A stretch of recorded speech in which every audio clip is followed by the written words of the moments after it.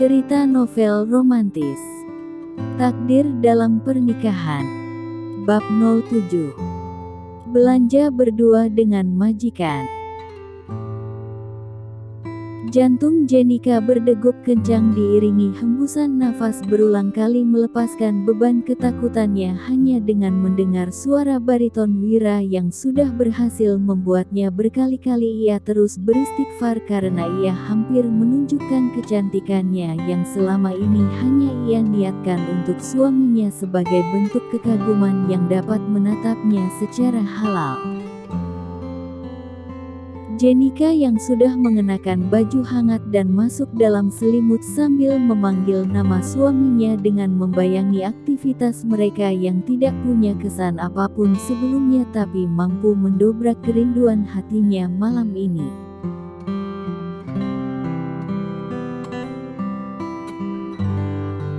Diamnya Denzel bahkan bahasa ketus yang dilontarkannya pria tampan itu menjadi nyanyian indah untuk seorang Jenika. Bahkan ia sudah terbiasa dengan hal itu. Ia hanya ingat kesan manis yang tidak seberapa namun itu mampu mengendap di sana kala mengenang betapa pesonanya wajahnya mampu meruntuhkan keangkuhan suaminya yang mulai memagut bibirnya hingga membawanya ke alam nirwana walaupun hanya sampai pada pintu taman indah itu dan setelah itu ia kembali ke bara panas yang terus memanggang hatinya setiap saat dengan kesan terakhir yang diberikan suaminya itu pada mata indahnya. Jenika refleks meraba bibirnya sendiri, merasakan kembali kecupan erotis suaminya. Tangan kekar itu sempat melihat bentuk badannya walaupun jamahan tangan kekar itu hanya menyenggol buah manga gantung itu. Kini Jenika kembali mengingat kenangan itu. Jenika mendambakan itu. Apakah akan kembali terjadi tapi entah itu kapan ia bisa merasakannya lagi. Denzel. Kerinduan ini sangat tersiksa bagiku. Kenapa aku tidak bisa mengendalikan diriku dengan kebencian yang kupunya untukmu? Kenapa kebencianku kepadamu malah menyerangku untuk terus merindukanmu di setiap saat? Aku bahkan tidak punya benda pipi yang bisa aku hubungi dirimu hanya sekedar mengetahui tentangmu. Apakah kamu baik-baik saja saat ini? Apakah aku pulang saja? Dengan begitu aku ingin tahu dia sedang merindukan aku juga saat ini. Atau tidak. Aku bukan wanita yang ia rindukan. Aku jauh dari kesan wanita yang terlihat sekesieh karena isi kepalanya hanya dipenuhi bayangan Rana bahkan. Apa yang mereka lakukan malam itu hingga tubuh Rana terekspos nyata di hadapanku. Tidak. Kerinduan ini hanya milikku sendiri, tidak dengan Denzel. Dia pasti sedang merasakan kebahagiaan dengan wanita itu. Pria yang sudah membawa wanita lain ke dalam rumah istrinya berarti sang istri tidak lagi berarti apa-apa untuknya. Bukankah itu sama saja aku sedang disingkirkan secara halus oleh suamiku sendiri? Sudahlah, aku mau tidur. Lumayan 2 jam menunggu waktu subuh, lirih Jenika lalu membaca doa tidur sambil memejamkan matanya. Keesokan paginya, Wira terlihat sangat penasaran dengan sosok wanita yang membuat ia tidak bisa tidur semalaman. Wira hanya mengacak-acak sarapan paginya yang dibuat oleh Butatik. Ingin rasanya dia meminta sarapan dibuat oleh Jenika agar gadis itu sendiri yang melayaninya. Tugas Jenika hanya ada di malam hari dan itu sangat lama untuk bertemu dengan gadis itu. Sementara peraturan di rumah itu sesuai aturan masing-masing. Bagaimana caraku bisa bertemu dengan Jenika? Apakah aku mengajaknya saja liburan keluarga bersama minggu depan karena Arsen sudah libur sekolah? Apakah Mami mengizinkan dia ikut? A. Bagaimana kalau aku memanfaatkan Arsen? Dengan begitu, Mami akan mengizinkan Jenika ikut. Batin Wira yang saat ini makin merindukan sosok wanita bercadar itu. Ayah. Cepatan ayah. Aku sudah terlambat. Ucap Arsen sambil meneguk cucunya. Baiklah. Ambil tasmu dan salim pada Oma, ucap Wira yang sudah ditunggu asistennya. Ayah dan anak itu sudah berada dalam satu mobil. Wira melirik Arsen yang nampak asyik dengan ponsel milik ayahnya itu. Wira mulai dengan aksinya meminta Arsen untuk merayu omanya agar Jenika bisa ikut liburan bersama mereka di akhir tahun ini. Arsen, liburan akhir tahun nanti, kamu mau kita kemana? Luar negeri ayah. Ke Rusia saja, pinta Arsen. Jangan ke sana. Ayah tidak tahu bahasa Rusia yang sangat rumit itu dan itu menghalangi komunikasi kita yang hanya bisa menggunakan bahasa Inggris, tutur Wira. Ya sudah, terserah ayah saja mau berlibur kemana. Arsen pasrah dengan kemauan ayahnya. Kita ke Turki saja, pinta Wira. Ujar Arsen fokus dengan ponsel ayahnya. Sekalian ajak Mami Jenika, pinta Wira. Apa? Mami Jenika boleh ikut? Tanya Arsen dengan wajah berbinar. Tapi kamu harus meyakinkan oma kamu agar Mami Jenika bisa ikut kita, ujar Wira. Cie, akhirnya ayahku naksir sama Mama Jenika. Tahu nggak ayah, Mami Jenika itu. Arsen tidak bisa melanjutkan kata-katanya karena sudah berjanji pada Jenika untuk tidak menceritakan kepada siapapun tentang kecantikan gadis itu karena akan membuat orang lain penasaran apalagi dengan ayahnya yang bukan muhrimnya Jenika. Emangnya Mami Jenika kenapa? Tanya Wira penasaran. Mami Jenika sangat sayang pada Arsen.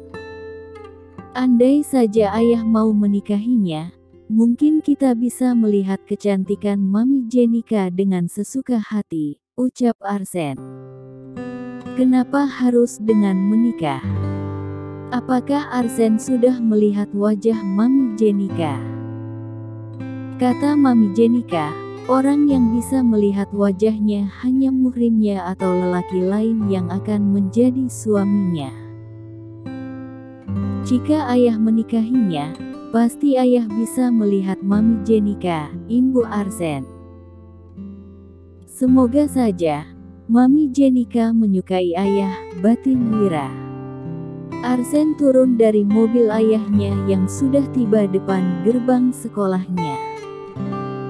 Wira kembali melanjutkan perjalanan menuju perusahaannya. Ia terus menatap wajah cantik Jenika yang ada di ponselnya. Aku akan mendapatkanmu Jenika dengan cara halal seperti yang kamu sampaikan kepada putraku, batin Wira. Ketika memasuki malam hari, waktu yang sangat ditunggu oleh Wira untuk bisa bertemu dengan Jenika. Semua anggota keluarga sudah berkumpul dan menunggu dilayani oleh Jenika. Jenika begitu gugup saat menuangkan nasi pada piring Wira yang juga merasakan hal yang sama dengannya. Nyonya Rasti menanyakan tentang skripsi putri bungsunya yaitu Nadine. Nadine, bagaimana dengan skripsimu? Tanya Nyonya Rasti. Alhamdulillah Mami.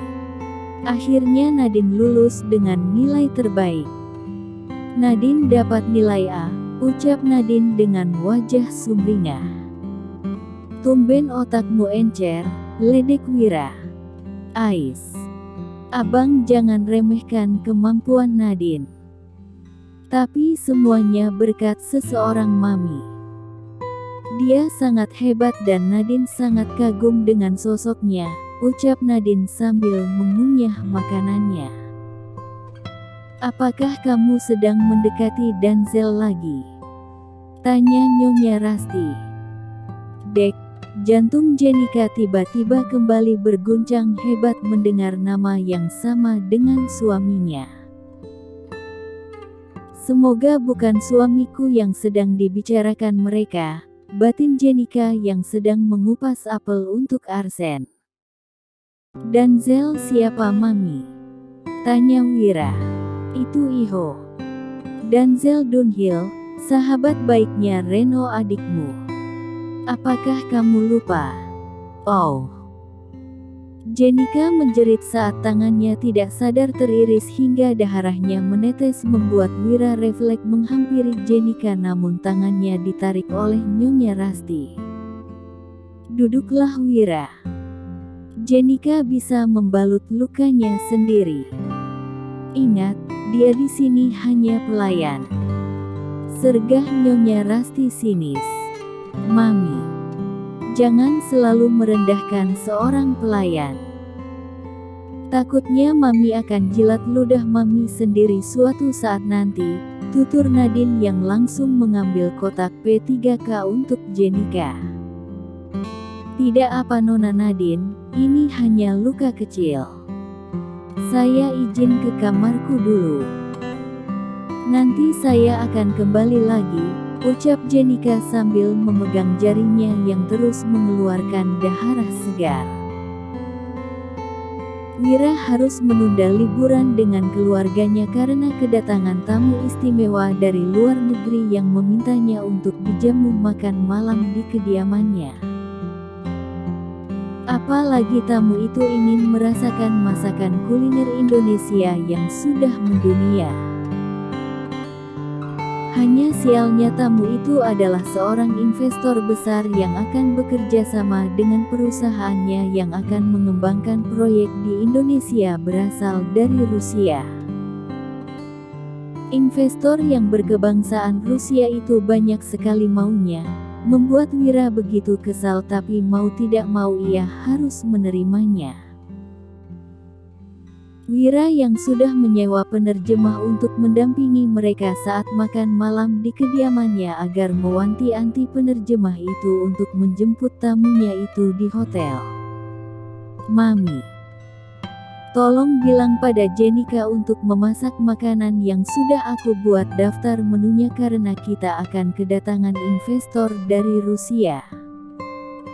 Titah Wira membuat sang ibu langsung tanggap dengan wajah berbinar.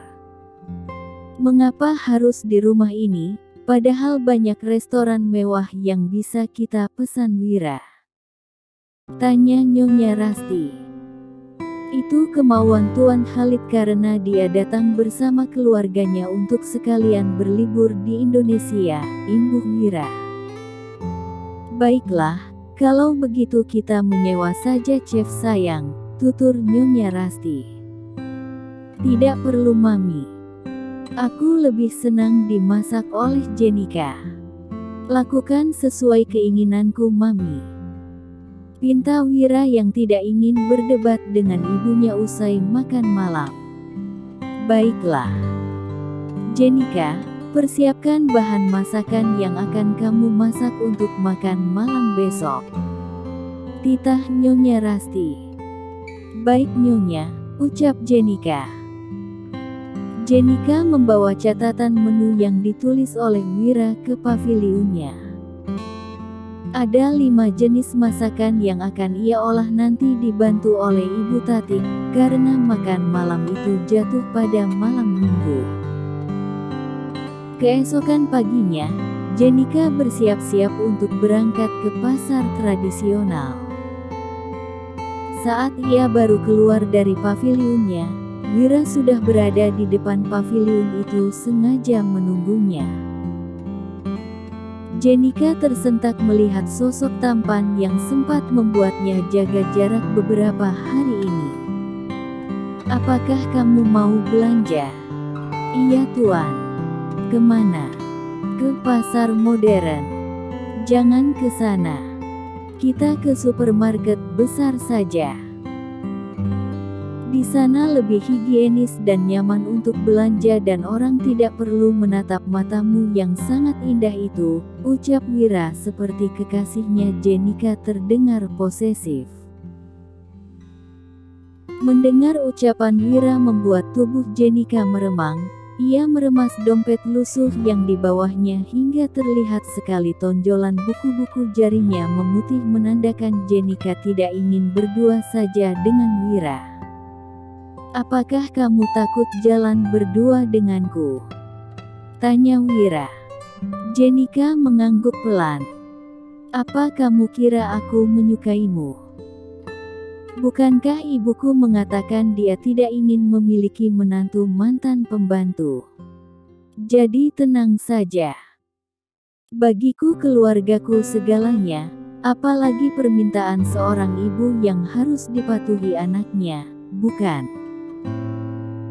Belum tentu juga wajahmu cantik, sindir Wira mengingkari perasaan sebenarnya hanya untuk bisa bersama dengan Jenika. Tapi, tanda hubung. Ini perintah Jenika. Dan aku jamin tidak akan mengganggumu, apakah kamu mengerti? Intonasi suara Wira sedikit keras membuat Jenika nampak pasrah. Bah, baik tuan. Ayo ikut denganku.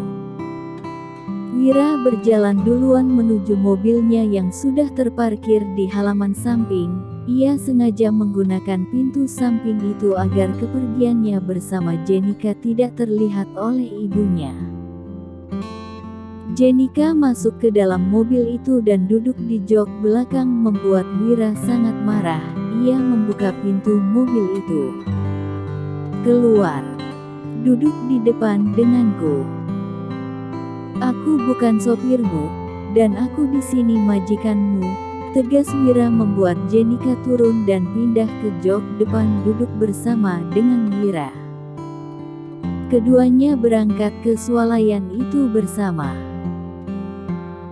Setibanya di swalayan itu, Wira memegang kendali untuk mendorong troli dan Jenika memilih daging sapi, ayam, ikan, kerang, kepiting dan udang yang akan dimasaknya hari ini. Jenika pindah ke bagian sayur dan bumbunya yang dibutuhkan sebagai pelengkap masakan. Ia juga memilih buah segar. Usai belanja mereka sudah antri di depan kasir siap untuk membayarnya. Saat menyebutkan total belanjaannya oleh kasir, membuat Jenika sangat syok karena uang yang diberikan Nyonya Rasti tidak sesuai dengan kebutuhan belanjaannya. Wira mengeluarkan kartunya untuk diberikan kepada kasir dengan menekan nomor PIN. Tuan, sudahlah. Aku tahu, pasti ibuku selalu memberi uang kepadamu kurang bukan? Jenika mengangguk gugup. Lantas dari mana kamu dapat uang dengan jumlah belanja yang diberikan ibuku? Tanya Wira penuh penekanan pada kalimatnya seakan meminta penjelasan tegas dari Jenika. Gaji aku sendiri tuan, jawab Jenika. Apa? Jadi, selama ini kami makan dari uangmu yang menjadi hakmu?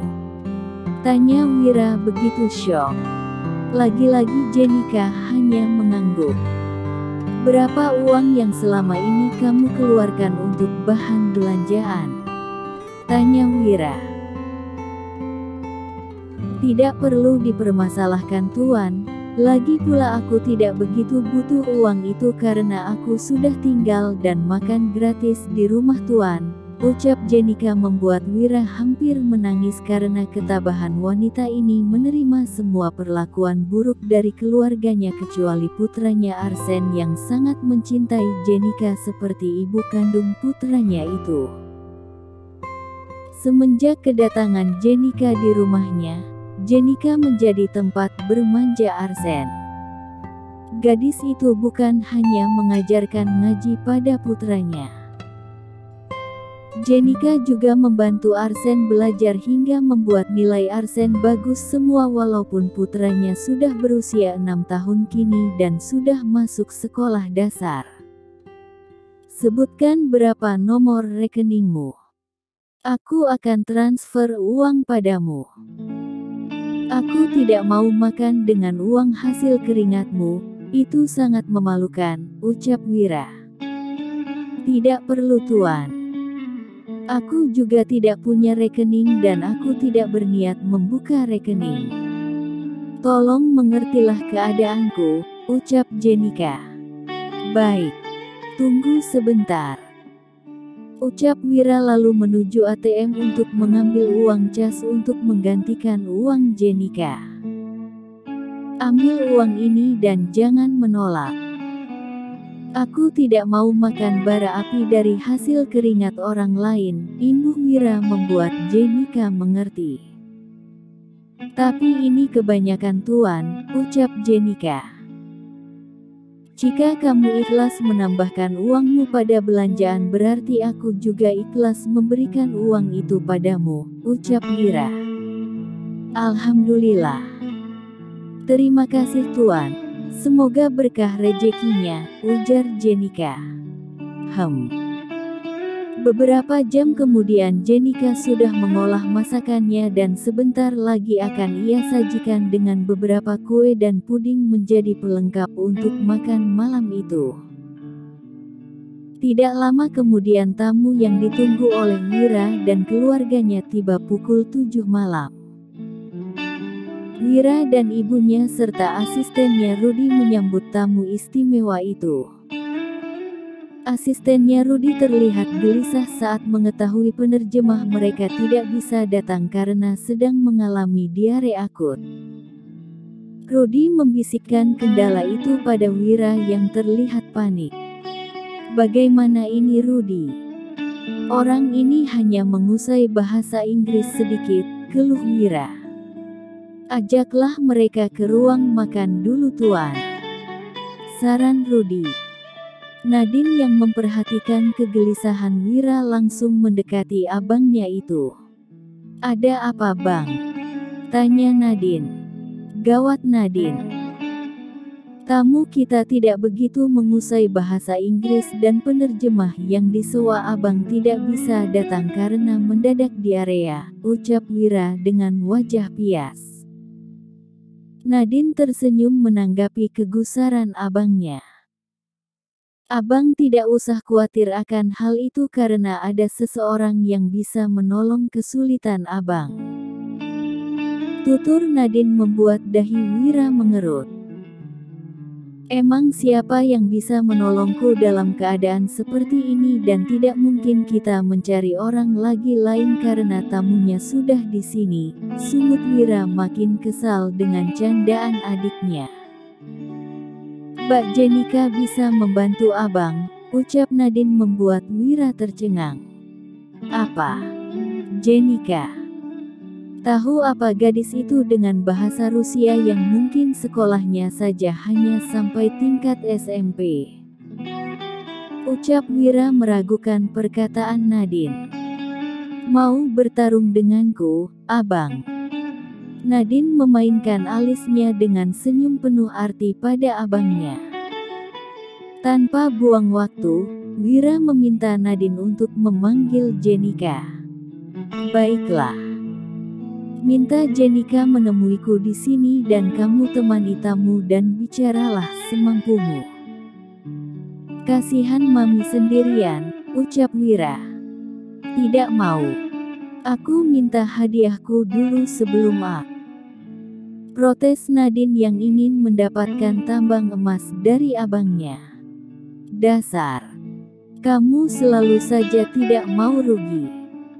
Apa yang kamu inginkan? Tanya Wira. Mobil Eropa keluaran terbaru, ucap Nadine. Kau mau atau enggak bang? Atau mau kehilangan proyek yang triliunan rupiah itu? Pokoknya Nadine jamin bakalan Bang Wira akan meleleh melihat kehebatan Jenika nanti saat dia beraksi. Timpal Nadine makin membuat Wira greget. Baiklah. Cepat panggil gadis itu kemari. Titah Wira. Oke bos. Slow bos. Tidak usah tegang begitu. Nanti cepat tua. Pelayan itu adalah seorang peri yang menjelma jadi pelayan. Ledek Nadine tapi juga serius. Buruan. Bentak Wira tidak sabaran. Sudah kepepet masih saja galak. Semprot Nadine. Mbak Jenika. Dipanggil Abang Wira. Cepatan Gi. Ucap Nadine. Baik. Jenika mendatangi Wira yang terlihat mondar-mandir seperti gosokan panas. Tuan. Jenika. Aku sudah banyak tahu tentangmu. Tolong dengar aku dan jangan menyela apalagi protes karena saat ini sangat genting, ucap Wira. Ada apa tuan? Penerjemah yang kami sewa menderita diare. Dia tidak bisa datang dan tamu kita malam ini berasal dari Rusia. Aku ingin kamu menjadi penerjemahku. Apakah kamu siap? Tanya Wira. Aku. Tunjuk Jenika pada dirinya sendiri. Ya kamu. Kalau kamu ingin meminta sesuatu nanti saja setelah urusan dengan tamuku selesai dan sekarang kita temui tamu kita dulu, ucap Wira langsung memegang pergelangan tangan Jenika membawanya ke depan tamunya. Jenika yang terlihat gugup berusaha melepaskan tangannya dari Wira tapi Wira makin mengeratkan pegangannya membuat Nyonya Rasti kebingungan. Mau mangap tapi sudah diberi kode oleh putrinya Nadine untuk diam. Sapalah mereka dan perkenalkan anggota keluargaku.